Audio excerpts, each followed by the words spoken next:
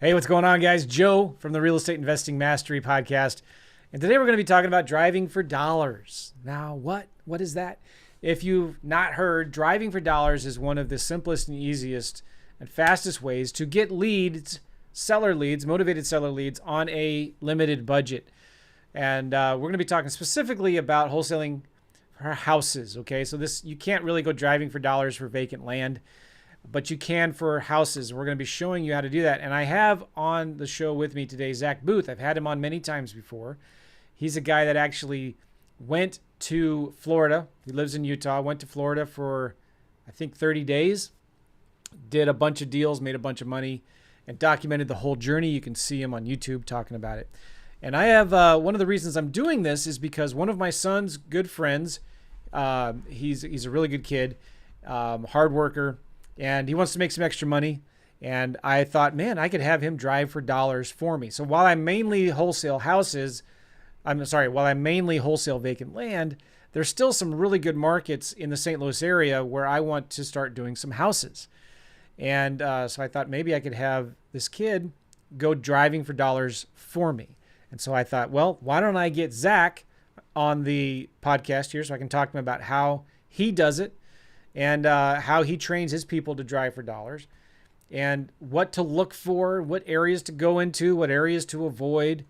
And I'm going to get some good advice from Zach. So if you, as well as you're watching this, you can go out and hire somebody to do this for you as well in your own markets. This is how Zach does most of his deals. This is his favorite source of leads, is hiring other people to drive for dollars for him. And we're going to be talking about a specific app called Deal Machine that makes this so much easier for everybody involved. So with that said, I think we should just jump right in. Zach, how are you? Can you hear me all right? I can. Can you hear me? I hear you nice, loud and clear. Good, man. Awesome. Thanks for being here again. Of course. Thanks for having me, Joe. It's good to be back. Cool. So I told you a little bit already. You know, I've got this friend, and he wants to go driving for dollars. All right. Really good kid. He's got a good car and he wants to make some extra money, and he's homeschooled and he's got some other side things that he does, other jobs. And he likes the flexibility of being able to go make some extra money driving for dollars. And there's a couple areas I wanted to show my screen to you, see if this is maybe a good area or not. Okay. For having him go drive for dollars.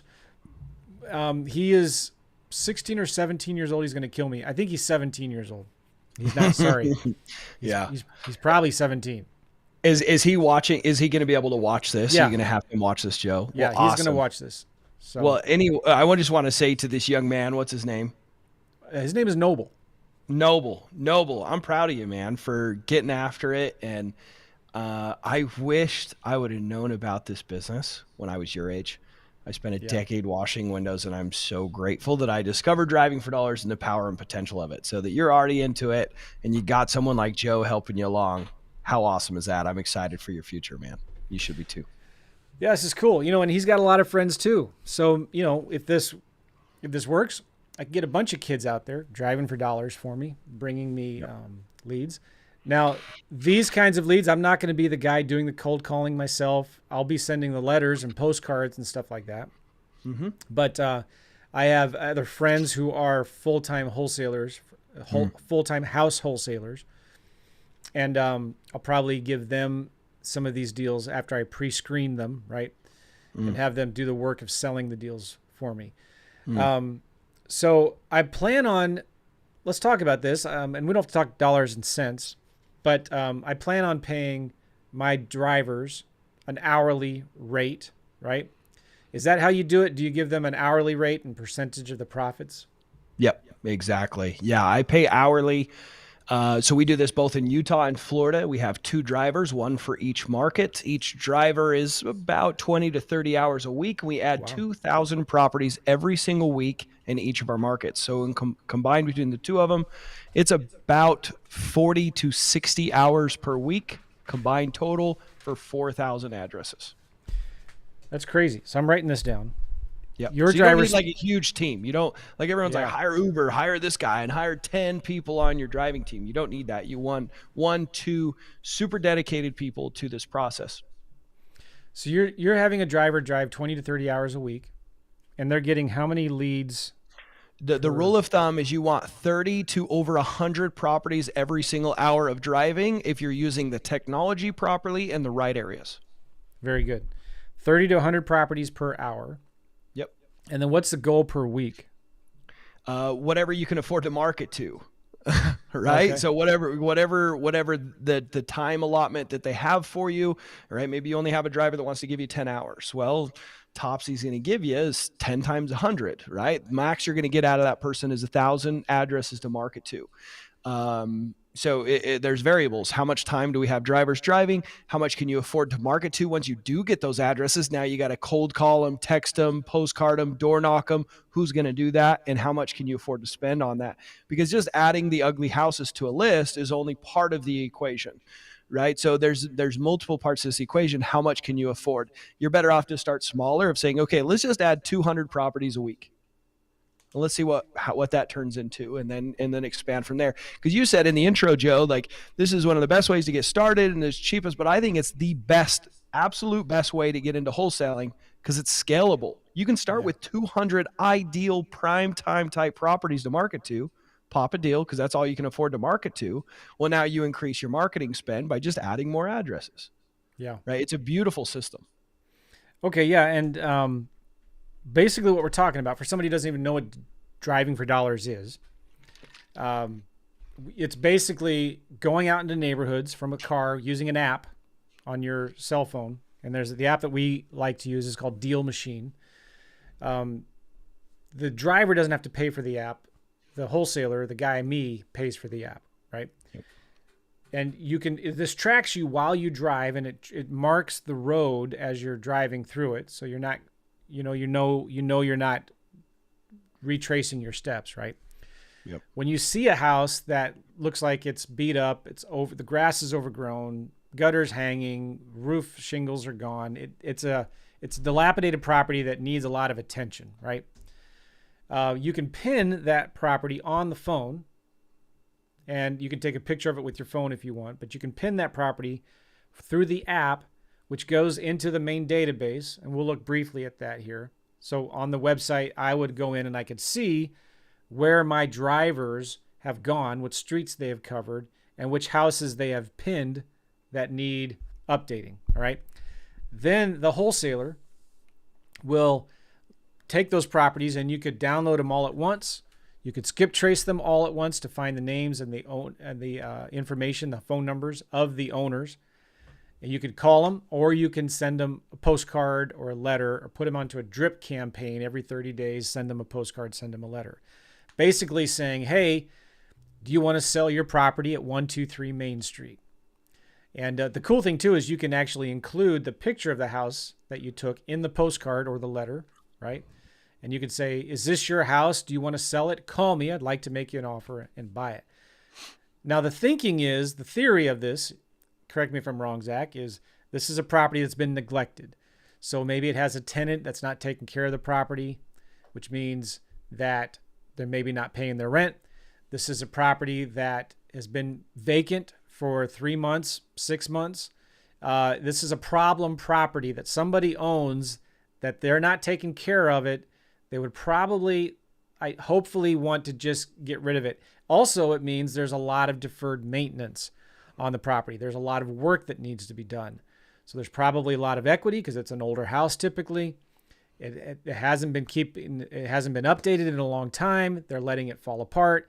So we can get these properties at much bigger discounts, right? We can make offers at 50, 60 cents on the dollar because it needs so much work to get it updated and fixed. So we're going to go in, contact the owners. They're going to say, yeah, I want to sell it. We make an offer, and then we have an offer to buy this property. Then we can wholesale that contract, sell it to somebody else for a $10,000 profit or something like that. Did I kind of give a good overview, kind of how this works and why we're doing it? Yeah, 100%. I think the simplest form to kind of recap all that is we're looking for someone that wants a pawn shop for their house. And a lot of people think, well, why would anyone sell at a discount? Why would anyone give away their equity? Well, they want the convenience over price, and they're very much aware of this. They understand this. If you don't believe it's possible, go watch the day 4 of my 40-day challenge, or watch the whole thing. I assigned 3 contracts for over $93,000 and bought 2 rentals with over like $80,000 in equity in the 2, right? In just that 40-day challenge. I only got 30 days because I had to go rescue my family in Brazil. But anyways, it's possible. Go watch day 4 and you see me talk to a seller and I say, you'll make more money not working with me. You'll make more money working with an agent and dealing with the hassles. And he says, I don't care. Yeah. Right. They don't care. They don't want to put in the time and the effort to clean the property up and get it ready to list. Yep. So the house is a thorn in their side, right? And because it's a thorn in their side, they let the maintenance go haywire, right? There's deferred maintenance. And so we're looking for those because we're looking for someone that if they do want to sell, they're okay with speed and convenience over price. That's why we do driving for dollars. The problem with these other marketing channels is you're marketing to houses that are great and they're taking care of them and they love the house. Why would they sell at a discount? There's no motivation or interest in selling at a discount.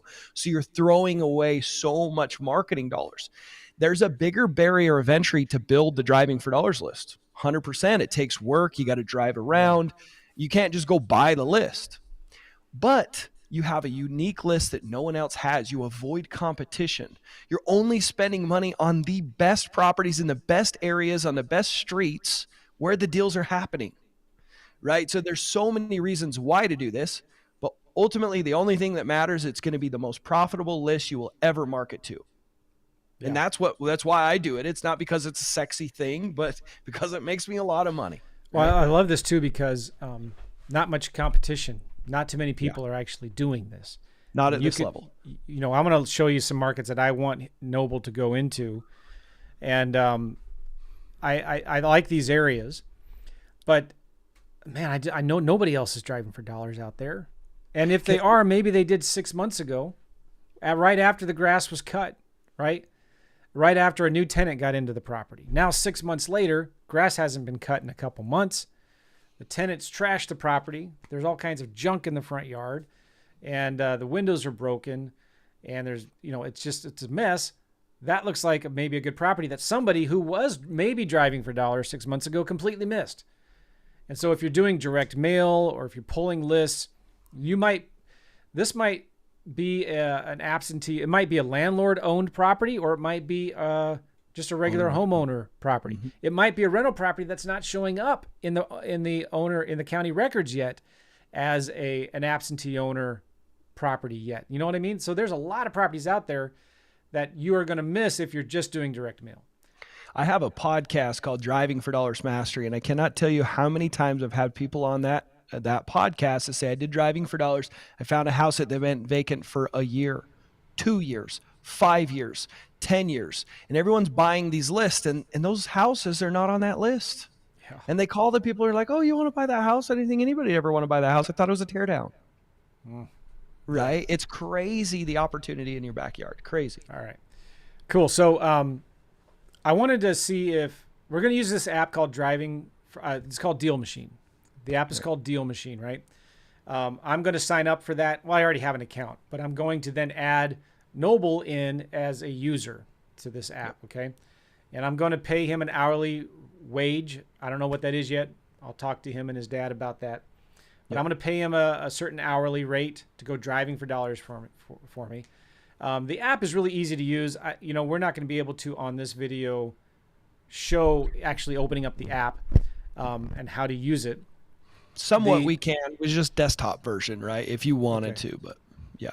Yeah, we can do that. That'd be cool. But the app itself, when we sign up for it, it has really good tutorials in there and videos on how to use it, right? Sure. I want to focus a little bit on kind of navigating the app. And then I also want to focus on good neighborhoods to go into, all right? Mm-hmm. And maybe we could even go into Google Street View, which those pictures might be a couple years old, but let's go drive down some streets to see maybe an example of what a good property might be. Is that cool? Can we do that? Love it. What do you want to do first? Let's go with with areas to drive, right? Because that's the first thing is regardless of where you live in the country, for those listening, it's like, okay, well, where are the deals? And I'd love to go through, I have 3 main ways that you can find the best areas. Okay. Some take a little bit longer, a little bit more legwork, and some take less. Yeah. Okay. The number one best way is you find out where your competition is doing deals. Because you might think, oh, well, if they're doing deals in that neighborhood, the deals are gone. No, that means there's more deals. And I guarantee there's ones that are missing because your competition is finding these deals from, PPC, SEO, like online stuff, and or sending marketing to general lists that they can buy. And if there's doing deals in those areas that way, there are deals on the same exact streets and the same exact neighborhoods. Yeah. So get on other wholesalers' cash buyers lists. Ooh, get So on the way other you, wholesalers' cash buyers lists. I like that. Okay. yeah, you want to see where your competition's doing deals. They put out a deal, right? The way you get on cash buyers, or how do you find your wholesalers? That's the next question I always get. So go to Google and say, sell my house fast in your city. Search that. And then organically, who pops up? Or paid ads, who pops up? Fast home buyers, Joe home buyers, something home buyers, whatever, right? That's usually the names. And then you call them and you say, hey, I'm an investor. I'm looking to buy houses. Do you have a general email list? And they're going to ask, what's your buy box, right? And your buy box is your buying criteria, right? And you say, I'm just looking for anything that's a good deal. I just want to get on your general email list. I want to see what you have available. Do you have anything available now? Great. Write down those addresses. Now we know some neighborhoods, right? Ask them if they post any of their deals on a Facebook group, right? And then so you can get on cash buyers list, find your wholesalers through Google. The other way is there's Facebook groups for all these areas. So go to Facebook and go to the Facebook groups, right? And just search real estate investing, wholesaling, any of the real estate investing or wholesaling groups in your area or surrounding areas. And then go, once you get accepted into those Facebook groups, you're going to the search bar and you're going to search deal, opportunity, wholesale. You're going to search any of those key terms and scroll through the news feed with those key terms of anyone that ever posted a wholesale deal or an investment deal that was available. And you're going to see below, or you're going to see the address, right? And you're also going to see people engaging who wants to buy. That's a way to build your buyers list, by the way. But that is also a place to see where those deals are happening. And get a map out, right? Go to Google Maps and put a pin where all those locations are. And if there's deals being done in those neighborhoods, there's more deals for you to do. That is the number one of the 3 ways that I do it. What are some other ways? And while you're talking, I'm doing my way here right now. Love it. Number and I'll 2, share my way if you don't. Okay, number 2 is you want to look for your middle to lower priced houses in your area. Most of your investor traffic is going to be in your cheaper housing, right? Your cheaper single family homes. It's not going to be in your high end neighborhoods, right? There are deals to be done in those neighborhoods, but your volume, your best ROI on your time and your marketing dollars is going to be median house price and lower. So Google median house price and then your city, you're going to find your median house price. And then you're going to go to Zillow or Redfin. I don't care what website. Zillow's a great one. Go to Zillow.com and you look up properties that are for sale or properties that have sold over the last 6 months. And you're going to find ones that are selling, and you put the filter only single family homes, no condos, townhomes, none of that crap, just single family homes. And you're going to look for properties that are sold or for sale at or below the median house price, like clumps of those.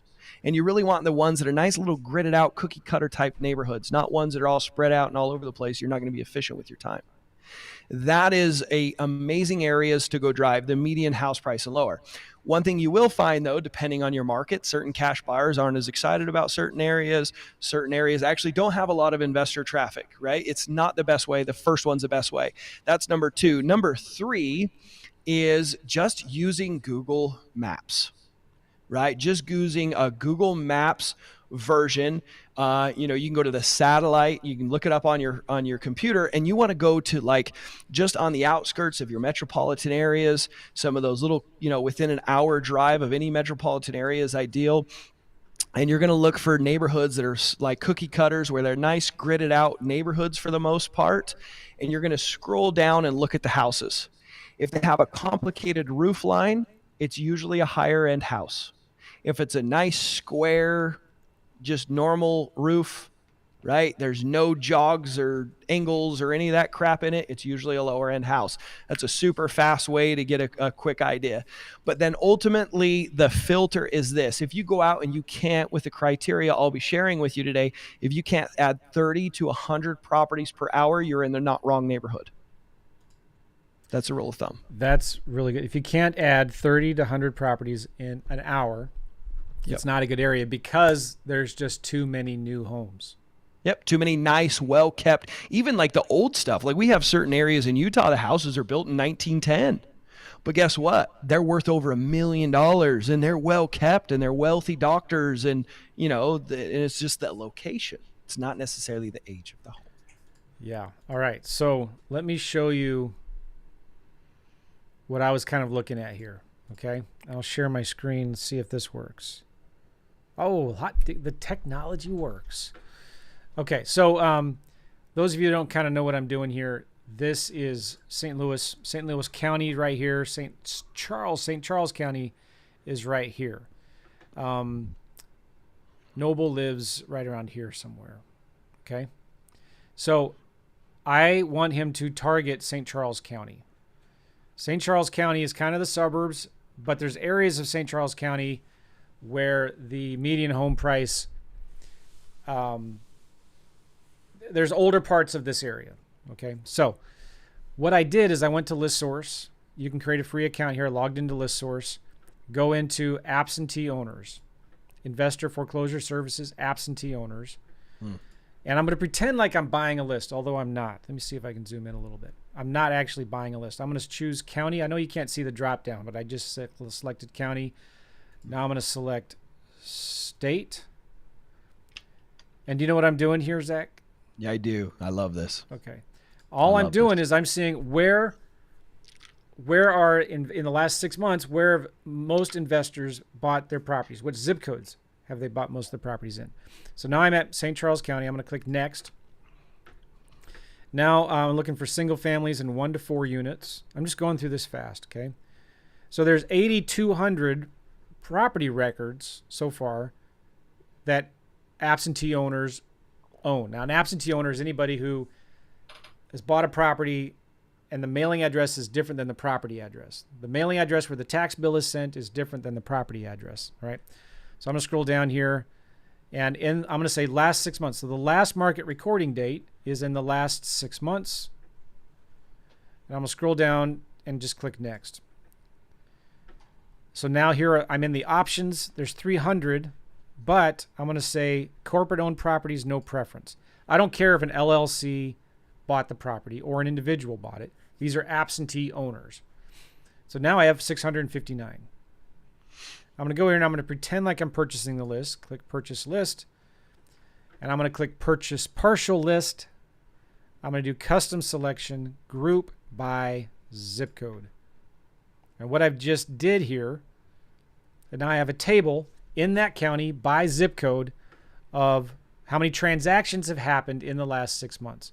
And just look at it, 63301. You can write that down. 63301 has 100. 63376, 63376 has 107, and 63385. So those 3 zip codes of the 15 or so zip codes in St. Charles County are where most of the investor activity has happened in the last 6 months. That's a good place to start. Now, this still might be a good zip code, 63366. I actually like that zip code because I kind of know it. So I'm gonna kind of start there. And so the best one here, let's just say it's 63376. Let's see where it is here. 63376 in Google Maps. You know what's fun about this, Joe, is I learned this from Tom Kroll, and Tom Kroll I've heard him say that he learned this from you. This is the hot zip code search through listsource.com. I remember learning this years and years ago. And I learned this from a student who taught me how cool is that? Yeah. How cool is that? I love it. So, okay, in all of St. Charles County, this one zip code right here is a good zip code. Now, where do we go from here? I don't know. But this is going to be on my list. I'm going to tell Noble, all right, you want to drive this area. But there's hundreds of streets here, right? Mm-hmm. Where do we start? I don't know. What do you think here? Well, that's where you go into like the median house price and lower. Like that's a hot zip code. The only thing that I see with this zip code stuff, because I remember doing it in my own market here in Utah, finding those hot zip codes to where to buy lists from List Source back in the day. And I saw that one of my hot zip codes with cash transactions of absentee owners was actually a very wealthy subdivision area, city, Mill Creek, mostly Okay. multi-million dollar homes.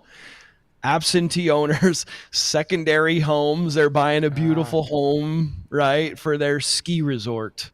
yeah, And so keep that in mind. The yeah, next filter beyond your hot zip codes is make sure this is a median house price and lower area, because then, yes, it is most likely investor traffic, not yeah. wealthy people buying some extra homes. You might So need to, one of the criterias here could be price last range. market sale price. There you go. I Beautiful. could say anything under 300 grand if I wanted to, Love it. you know. There you go. That's a And perfect filter. I and love that's that. another thing too. You can always Google this. Median house price, St. Charles County, Missouri. If it's on Google, it must be true. It's on the internet. According to Rocket Homes, it's $319,000 is the median home price. Sometimes you get good data from Redfin and Zillow. Yep, and keep in mind your median price is going to increase the closer to the center of our metropolitan areas, right? You're going to lose value like in your outskirting towns around that. So don't just check just that one zip code or that one county if it's like the main metropolitan hub, right? If you do King County or Salt Lake County, right, which is like Seattle's main county or Utah's main county, it's going to be a higher price point than, let's say, Weber County, which is just outside the main metropolitan. Yeah, that's interesting too because I Googled this, but it's giving me the city of St. Charles, which is different than the county of St. Charles. Beautiful. But the other thing too is you can spend hours and hours over analyzing this and and not taking any action, and people sometimes find this as an excuse to do anything, right, Zach? Because they're Yep. like over analyzing everything and they got spreadsheets everywhere kind of explaining this. But this is a good area. It's around St. Peter's. There's some older areas here, I know, homes that were built in the 50s, 60s, and 70s.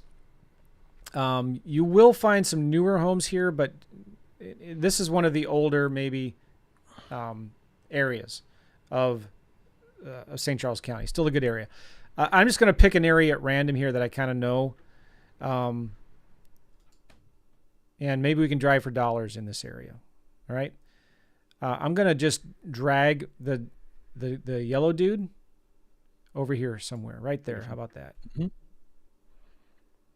All right. Tell me what you think of this neighborhood. You see these And kinds of homes? keep in mind, never do virtual driving for dollars. That Yes. means using Google Maps. Don't do that. We redrive our entire market every 6 months. That's how we can add so many properties every single week over and over and over is we redrive every single one of our hot areas every 6 months because we want fresh data of the house that's in transition today. Not that was in transition 5, 6, 7 years ago from Google Maps. Well, this Right? So picture just was taken keep that in mind. in May 2015. Yeah, so that's horrible data, but Yes. this is just an example that we're giving you of like if we were in person driving, right? And this was live information, like this is the kind of criteria of what we look for. All right, so this may be a bad area. I don't know, but you can look at these homes, and it's funny. It changed since now. This picture's June 2022. How funny is that? So they painted. But these are homes I'm guessing were built in the 50s, Yeah. 60s. It's a beautiful home. The shutters are nice. The lawn's mowed. Like I wouldn't touch that one. So I wouldn't this touch is that not a one good either. property, right? Nope. So what we're doing now. What I'm hoping to do here. Oh, my wife's calling me. Hold on one second here. She only calls me if it's important. She not like you that much, Joe? Or Well, she's trying to get school done with the teasing. kids, and the computer is acting up. I'm sorry. And I can go to a neighborhood too and Yeah. quickly show some Google Maps. Let's drive through this. So we're driving through this, and we're looking at houses to see what might be a good property to pin and add to our deal machine, right? Mm-hmm. So that looks good. Looks good. Nice. Now, this kind of a neighborhood, is this too nice of a neighborhood, do you think? If you found a completely vacant rundown one, it'd be a slam dunker because a flipper's going to be like, man, this is a nice neighborhood. It's the only ugly duckling on the street. But this is where you run into a problem. You're probably going to have to drive for 2 hours to find that ugly duckling. One, it's not ideal. Yeah, maybe this isn't a good area, right? Mm, All these yeah. properties are in nice shape. Yep.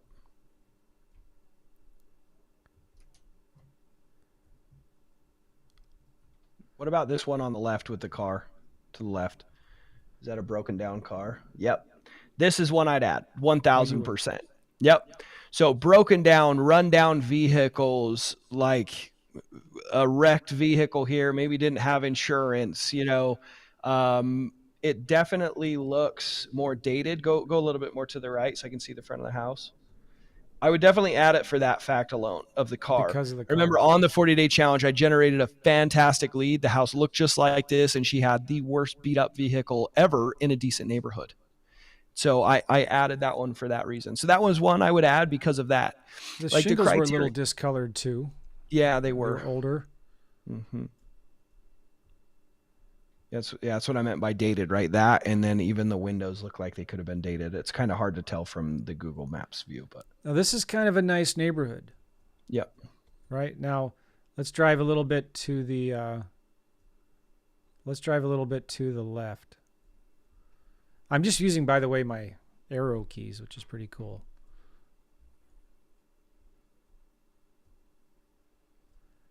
Yeah, I all have the the yards are feeling. super maintained. Yeah, I have a feeling this is not gonna. You're not gonna get the 30 to The 100 volume. properties in an hour of driving in this neighborhood. Mm-hmm. Yeah, and that's being pretty liberal. Just a broken down vehicle, you add it, right? That one, No. no. All right, let me. Maybe. The funny thing is, you're going to get a certain neighborhoods though, and you're going to be like, should I add every one? Well, go back to that one. I like that one. Go back to the red door. To the left. Yeah, this. This is. Oh, it's got the cars on the side. Never mind. It almost looks vacant because there's nothing going on. Look at the driveway. It's got grass in the driveway, right? Yeah, this one definitely looks a little bit more dated, but there are cars there. One of the things that I find vacant houses all the time that are in decent shape like this, but there's nothing going on. There's no cars parked. A lot of times the weeds in the driveway are like growing up really tall because they're not ever getting run over, right? Like there's nothing on the front porch area. This one, if it didn't have the car parked to the left side, because it looks like there's another driveway on the left right there. Yeah. See that? If it didn't have that, I would potentially tag that one as a potentially vacant. Well, it's got the grass is kind of growing in, Mm-hmm. where Yeah, it you shouldn't could be. definitely tag that one. I'd still tag it, right? Okay. Yep. Especially Good. for this neighborhoods. Other neighborhoods, that might be the nice house of the thing. The rule of thumb is you never want to add more than 50% of the houses in the street. So if it's like you could potentially tag them all, tag the worst of the 50%. That's the rule of thumb when you're in a really bad area. How about this one? It's got rocks for the driveway. It's definitely an older house. Yep. What's this? Is this beat up truck his neighbor's or is that his? And it also doesn't have anything going on as well. Like, see how there's nothing going on the front porch. There's no shoes. There's no kids' toys. There's nothing. This would be a good house, right? Yeah, I would totally add that. Because again, no driveway. And there's nothing there. Like, houses look lived in when they're lived in.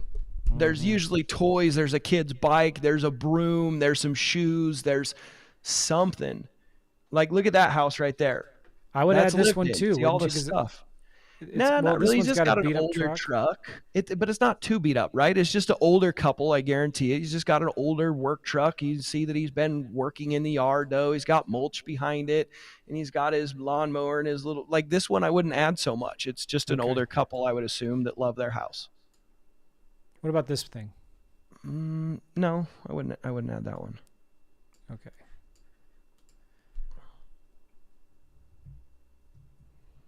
No. Again, we're looking for properties that are neglected, look vacant. There's nothing in front of them. Even though this is an older neighborhood, it's really not that old, right? Mm-hmm. Yeah, it's well kept. All right. I do know of an older neighborhood we'll go look at here in just a minute. What about this? Yeah, see the branches in the yard? You know, like signs that people are just not taking care of stuff. Anytime that I'm seeing branches in the yard, I'm seeing that kind of thing going on. That bush is way overgrown in the front of the house. Mm-hmm. Definitely looks like it could have some peeling paint potentially. I don't know, it's a lot easier when you're in person. You can see up against the garage there. You can see that there's maybe it almost looks like there's like stuff growing on the bottom right there. Maybe it's just the shade. They got an abandoned car there. Okay. There is some living activity, right? But yeah, no, someone lives there, but that's the thing. If I lived there, how would you let a branch sit on your front lawn, Joe? no, No, neither would I. the yard looks pretty beat up, not taken care of. Yep. Let's go look on the other side. Go of look at this. that dead yard. Go up. I like dead yards. That one. See the dead yard? Up here. Maybe. Yeah. Is that a dead yard? Yeah. Oh, that's a good one, huh? That's a good one. Yep. Because like it's a contrast of what's the standard for the neighborhood. That is not the standard for the neighborhood. Something's going on there. Yep. So the cool thing is when you're driving for dollars using the Deal Machine app, you can stop right here and just you can pin that. It looks like maybe there's some construction going on even, right? Mm-hmm. Mm-hmm. You could pin that house and it adds that address to your database, right? Mm-hmm. Okay, I want to go into another area where I know it's older, definitely older. So the criteria, why he's pulling that up, maybe I'll go through some of the list of the criteria. Is that okay, Joe? Sure, yeah. Cool. So we're looking for, like I said, if you get into a bad neighborhood where all of the properties has at least one of the things on this list, only tag half of them, okay? You'll get into neighborhoods even adding just half of the houses. You're still going to be adding 100 to even 200 properties an hour, right? And that's not only possible with the app Deal Machine. We'll talk about how to use that. But the criteria is abandoned, broken down vehicles. Vehicles parked off of the cement on the yard, killing the grass, especially if that's against code regulation for your area. Peeling paint, broken windows that are old, the old aluminum ones. You can definitely tell the house is dated.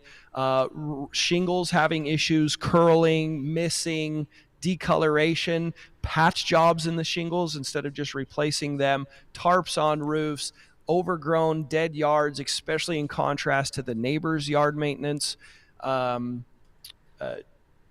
that don't look used at all, right? Nothing's going on. I can spot a vacant house, and a lot of times it may be worth getting out of your car and looking inside. We'll talk about some door knocking as well. It's a huge resource for finding deals at a massive, massive cheap price as far as marketing costs, right? Our ROI on door knocking is absolutely bananas. So, but those are the criteria, right? Any deferred maintenance. Now these are homes that are over 100 years old. Some of them are, right? Mm. And still got some beautiful neighborhood, which is good. Your better neighborhoods are not all like if half the houses are boarded up in the neighborhood, go somewhere else. Yeah, I know rehabbers love this area. Yeah, because you've got there's these so older many homes. cute houses for sure. Yeah, these are some older homes that are kind of getting remodeled. We changed seasons with that street corner. We went from summer to like fall. So it's kind of hard to tell because in the summer, if that tree right there is dead, that's a good sign. You just kind of don't know in the wintertime maybe, right? Well, and then also wintertime, it's nice. There's another thing for seasonal stuff. It's nice in the summer because you can see grass and grass maintenance. In the winter, now it's snow maintenance, right? If you're driving along and you can see people's footprints in the snow and they're not taking care of the snow and maintaining the snow, that might be a sign. But also it's if there's no, cars going back and forth on the snow and their snow hasn't been removed, it's not getting used. There's no footprints. It's very easy to see the vacant houses that time of year. Yeah. Ooh, a notice. Well, that's not. Oh yeah, There's a notices on notice sign. doors. A lot of times the notices will be printed on the Yeah. doors. Of like the health or the police departments for like meth contamination. The police kick in the door and they find meth, and the health department comes in and closes off the house. It's illegal to go inside of it. Like there's things that'll happen. You'll get notices from the city, water shut off notices, power shut off, gas shut off, like those yellow, they're usually like big yellow flag type notices. So pay attention to the stuff on the door. Good. Good. Um, I wish we could spend more time on this, but I have to go. My wife's calling me, and I've got another phone call I need to get on. But this is an example of another property right here, maybe that you could add. Not much going on in the front yard. You see some kind of, I don't know what you call it. It looks like rust, something going on at the roof. You can see up here, if I zoom in a little bit here, the windows, love that. Yeah. that's all falling apart, right? Mm-hmm. Mailbox is stuffed with mail. Yeah, that's a great one. That's Not a good much one, is right? going on. Yeah, that's a great one. Could even be vacant. Maybe even The this one. shutters are old and gross looking. It's got a window unit hanging out of it. Yep. Even though it's a multifamily, it's a small duplex, you could still send a letter to the owner, contact the owner of it. All right, so I do got to get going here, but basically I think this is a good little feel for what you're looking for as you are driving neighborhoods, trying to find properties that need updating, that look abandoned, that look neglected, vacant. Yeah, so anyway, I'm probably making some people car sick by driving around like this. You actually will get car sick doing this, guys. Try and block out, like when you're going to go drive, you're better off to drive middle of the day when there's not a lot of people in the neighborhoods. Really? And I struggle to do more. Yeah. Don't drive mornings or evenings because there's people coming and going from their houses, and you're going to literally have crazy people chase you down for casing their neighborhood. You're going to have the cops called on you. It's happened to me multiple times. And you're going to get car sick because you're looking from back and forth, and then stopping and going and back and forth. If you get motion sick, you will get motion sick. It sucks. I want to paint a picture of the reality of all this. Even as a driver. Yeah, but the potential of this is insane. So really, when I did the 40-day challenge, I was driving in the middle of the day, and then I was cold calling and texting and working my butt off, even door knocking, appointments when I could, mornings and evenings. Right? So middle of the day is the best times to drive for efficiency. You avoid all traffic to and from locations as well as in the neighborhoods themselves. All right, so what happens if you get stopped? What do you say? You say, I'm casing the neighborhood, man. I'm looking for awesome real estate deals. You know, anyone wants to sell their house. See if you can get a lead. And they usually get all mad and yell at you and whatever else, and it's okay. You're not doing anything wrong. This one might be a good one right here. It's kind of hard to tell, but if I zoom in, see that up there? Yep. Now I'm going to tell Noble, listen, you don't have to spend much time, getting out. Don't knock on doors. Just pin it on your app and then move on to the next one, right? But and then give them my phone number. The one thing that I would want to make sure that you do, though, as you're looking for these for Noble, the worst of the worst, the ones that look vacant, the ones that definitely look in transition, like your top 20% worst properties that you find, there's an option that there's multiple ways to add properties in Deal Machine. You can do tap to add, and we can do more of a tutorial on it, but there's a way that you can tag the worst. So you can just add a normal property, but then if you find one, you're like, well, I want to make a major effort on getting a hold of this one or add it to my door knocking list. You can add a tag that'll actually create another column of tagged properties. We door knock our tagged properties. We make an extra effort, even on the 40-day challenge. That's where I spent the majority of my time cold calling, because that is your highest chances of getting a good lead. Yeah. So, yeah. I like this one, kind of overgrown bushes. Yep. Not much going on in the front, right? Okay. We got to wrap it up. Anything you want to add to this? Yeah, just if you guys get the Deal Machine app, you want to play with it, they have a free trial, but if you use the discount code PIN, PIN, you can get $100 for free in the app, meaning you can get postcards or phone numbers to reach out to these owners for free. So discount code PIN, PIN, check out the app. And then if you want more like training, want to watch the 40-day challenge, just search Zach Booth in YouTube. Go find my channel, find me, you can go to the playlist and see the 40-day challenge, fastest way to find it. But yeah, I love helping people. So yeah, I guess that's it. Well, I wish we could spend more time talking about this. Maybe we could do a part 2, but I know you're really busy, Zach. Love it. And I'll be spending some more time with Noble, working with him on this to make sure that he knows the good areas to go to. And I like the fact, if anything you got out of this, that I hope you guys are listening, is your goal is to get 30 to 100 properties per hour. If you're not getting at least 30, you might not be in a good area. If you're getting more than 100, you're in a really bad area, and you should probably look for something else. And what'd you say, if more than half of the properties that if you get on a street that there is a lot of investor traffic, it's a good area, but you could, if you pick one thing wrong with the house, you could add all the properties, pick the worst 50%. Okay. Yep. Good. So the worst 50% of the houses on the street. All right. Now, if you're watching this too, you can get the $100 credit using Zach's coupon code PIN. If you go to dealmachine.com and use his coupon code, you get $100 worth of credits towards things like skip tracing or postcards and direct mail and stuff like that. We got to wrap this up. Thank you so much, Zach. Of course. Thanks for having me. Thanks, everybody. We'll see you guys. Bye-bye.